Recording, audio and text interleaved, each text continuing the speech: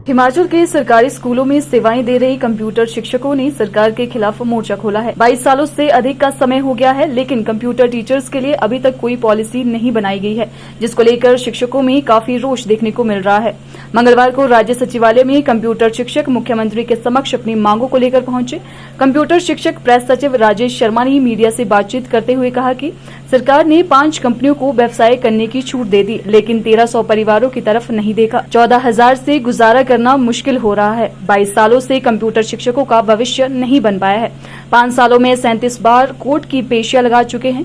वहीं उन्होंने सरकार से मांग करते हुए कहा कि उनके वेतन पर विचार विमर्श किया जाए, लेकिन अगर मांगों को पूरा नहीं किया जाता है तो अगली रणनीति भी इस पर बनाई जाएगी। देखिए, जो ताज़ा घटनाक्रम इसमें हुआ है कि मुख्यमंत्री जी ने नाइलेट जो एक संस्था है, सेंट्रल गवर्नमेंट का सेटअप है, उससे जो है ये आईटी एजुकेशन का टेंडर जो है वापस लेकर इलेक्ट्रॉनिक कॉरपोरेशन हिमाचल का जो अपना एक एंटरप्राइज है, सेटअप है, उसको देने की बात कही थी। और पिछली बार जब हम मिले थे कुछ दिन पहले, तो उन्होंने बोला था कि आपको कोई भी कंपनी से कोई लेना देना नहीं है, कोई कंपनी सबलेट नहीं होगी और इलेक्ट्रॉनिक कॉरपोरेशन के तहत ही आपको रखा जाएगा।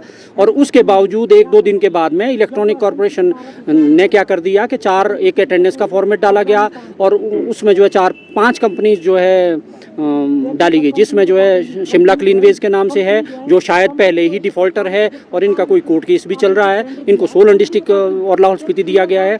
ये भी एंटरप्राइजेज है। और आप जानकर, मीडिया बंधु और पब्लिक को मैं बताना चाहूँगा कि आप जानकर हैरान होंगे कि इनका कोई दफ्तर जो है हाउसिंग बोर्ड कॉलोनी संजौली में चल रहा है। तो वहाँ पर आप पोस्ट ग्रेजुएट को कैसे इन दफ्तरों में जाएंगे? और आप अभी ताज़ा जो स्थिति हुई है, शॉप नंबर 9 है ये कोई, वहाँ पर इनका कोई ऑफिस है। और हमें बोलते हैं, देखिए आप विडम्बना देखिए स्टेट की, कि पोस्ट ग्रेजुएट टीचर को बोला जाता है कि अगर आपको अपॉइंटमेंट लेटर चाहिए तो आप कंपनी में आइए, दफ्तर में आइए और अपने डॉक्यूमेंट्स जमा करिए। ये स्थिति हमारी हो चुकी है। और कंप्यूटर जैसा अहम सब्जेक्ट हम पढ़ा रहे हैं और सरकार को जो है एक फीस के रूप में एक बहुत बड़ा अमाउंट जो है हम जनरेट करके दे रहे हैं। 110 रुपये पैरेलल जो है फीस ली जाती है।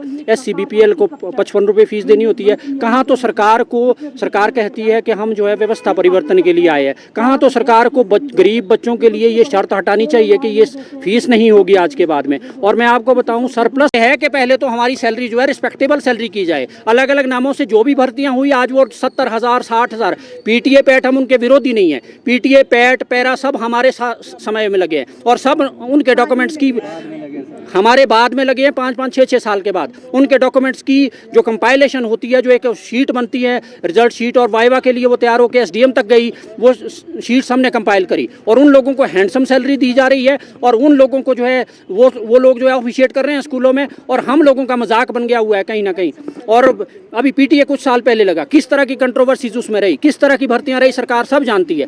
मुख्यमंत्री जी व्यवस्था परिवर्तन के लिए आए हैं। हम चाहते हैं कि आज ऐसा कुछ करके जाएं कि एक एग्जाम्पल सेट हो कम से कम टीचर्स कम्युनिटी के लिए। टीचर को समाज में एक बहुत रिस्पेक्टेबल उससे देखा जाता है। हमारी नज़र, हम अपनी नज़र में जो है किस तरह के टीचर है हमें समझ नहीं आ रहा है। हमारा भी समाज है, हमारा भी परिवार है। अगली हमारा करीब 250 के आसपास टीचर है। हमने परे वहाँ अटेंडेंस लगाई थी, तो हमारे पास 170 के आसपास अटेंडेंस वहाँ पर आई है। हम बाद में बैठेंगे, बाद में विचार विमर्श करेंगे। हम अपने और लोगों को बुलाएंगे, अपनी रणनीति तैयार करेंगे और अपने फ्यूचर को सेव करने के लिए बहुत देख लिया, बहुत इस तरह का कर लिया। और मैं यहाँ एक और बात बताना चाहूँगा, देखिए किस तरह के ठेकेदार इसमें डाल दिए गए हैं, जिनको सैलरी तक का पता नहीं लग रहा है कि इन टीचर्स को सैलरी कैसे देनी है, कितनी देनी है। 10-10 हज़ार 8-8 हज़ार जैसी उनकी मर्जी आ रही वैसे डाल रहे हैं, जैसे हम किसी बेकार से आदमी को भीख देते हैं।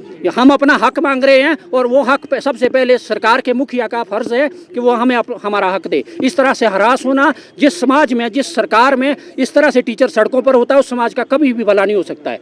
मुख्यमंत्री जी इस बात का संज्ञान लें और जिस तरह से उन्होंने 2 दिन पहले सैलरी के इशू के ऊपर न्यूज़ की एक कटिंग के आधार पर संज्ञान लिया, उसी तरह से इस इशू को रिजॉल्व करें। और उनका एक मैसेज भी आया कि आपके सारे मसले को सुना जाएगा और इसको रिजॉल्व किया जाएगा शाम को। हम देखते हैं। और 5 कंपनियां हैं, 2 कोई हमीरपुर की है, 2 कोई कोटखाई जुब्बल से के जो इनके मालिक है, एक कोई ऊना की कंपनी है। तो ये सबलेटिंग बिल्कुल बंद की जाए, हैंडसम सैलरी दी जाए, कोर्ट केस को बहुत जल्दी निपटाया जाए ताकि हम भी अपने परिवारों का गुजारा कर सके, क्योंकि हम कोई बाहर से आए हुए मजदूर नहीं हैं। हम स्कूलों के आसपास की लोकेलिटी के रहने वाले लोग हैं और क्वालिफाइड है। हम अपने RNP रूल पूरा करते हैं।